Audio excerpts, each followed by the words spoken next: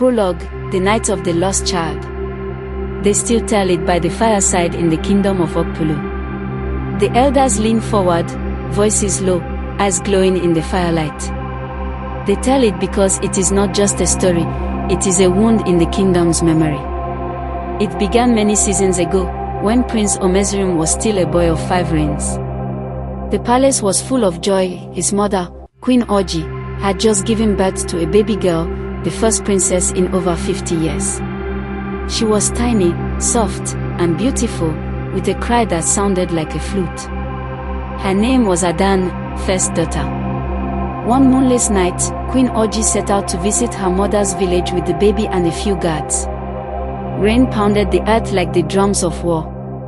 At the edge of the forest, bandits attacked. Shouts, steel, and thunder filled the night. When it was over, the queen was found wounded, the guards scattered, and the baby was gone. The king sent men to search every corner of the land. Messengers rode to distant kingdoms. Priests were consulted. But the little princess had vanished like a candle in the wind. For years, the palace lived with that ache. And the boy prince, Omezurum, grew into a man with a silent shadow in his heart, a sister-shaped emptiness. The king without a queen. When Omezurum became king at 25, he ruled with wisdom and justice. The people loved him for his humility. He walked among the farmers, listened to market women, and sat with elders under the Iroko tree. But there was one thing missing, a wife. The elders pressed him. "Your Majesty, the kingdom needs heirs. Your bloodline must continue." He would smile politely, but inside, his heart was tired. He had met women, but none stirred him. The market of Umuse, love at first sight. One hot afternoon, the king decided to travel in disguise. He wore plain cloth, no crown, no guards, just a walking stick and sandals. He wandered into Umuse market, a place far from the royal city.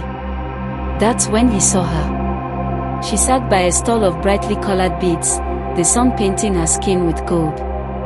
Her laughter was music. Her voice had a rhythm that made you want to listen forever. She was weaving a necklace when he approached. "May I see that?" he asked. She looked up. Her eyes, they were deep brown, warm, and strangely familiar. Her name, she said, was Adan. The king's heart skipped.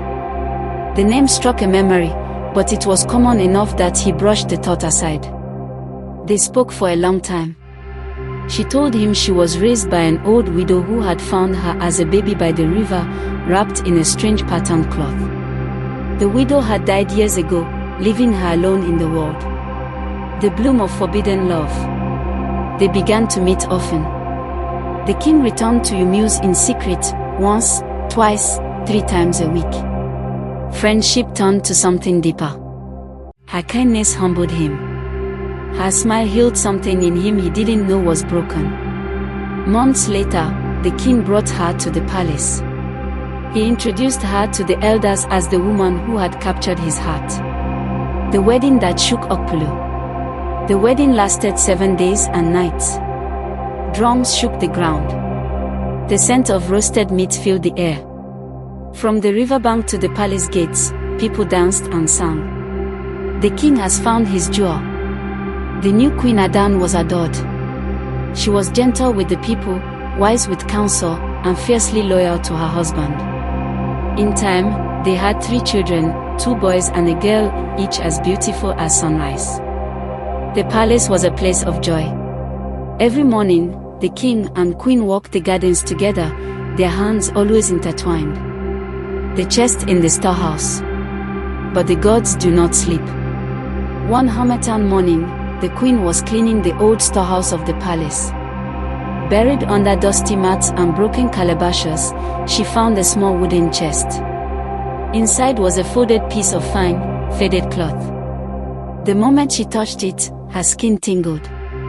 It was the same patterned cloth she had been wrapped in as a baby, the cloth the old widow had always kept for her. Her heart raced. She carried it to Mama Nina, the oldest palace servant. The truth that burned.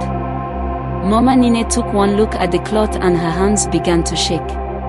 My queen, where did you get this? When Adan explained, the old woman's eyes filled with tears. This is not just any cloth. This is the royal bedcloth of Queen Oji's daughter. This is the cloth of the lost Princess Adan. The queen froze. Her lips trembled. If I am the lost princess, then the king. Mama Nina bowed her head. Yes, my queen. The king is your brother. The words hit like a spear to the chest. The air left her lungs. The night of the confession. That evening, while the king played with their children, the queen's hands would not stop shaking. Her voice broke as she told him everything. At first, he laughed.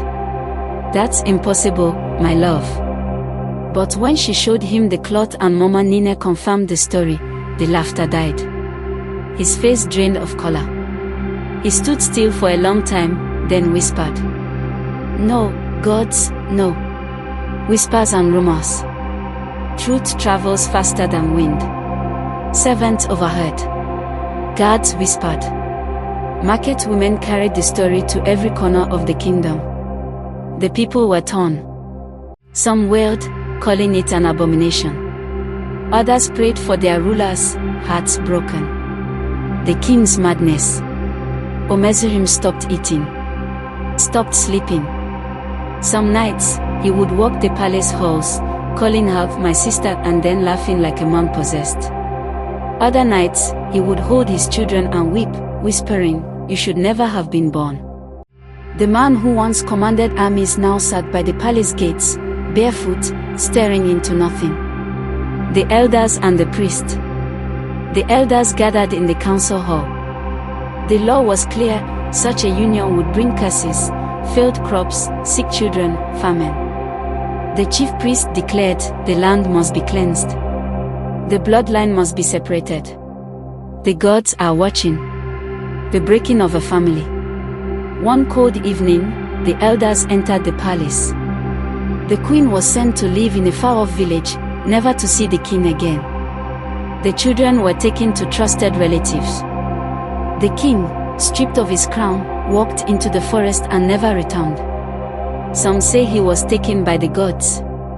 Others say he roamed still, mad and barefoot, speaking to the wind. The lesson that survived. And so, the elders still tell the tale.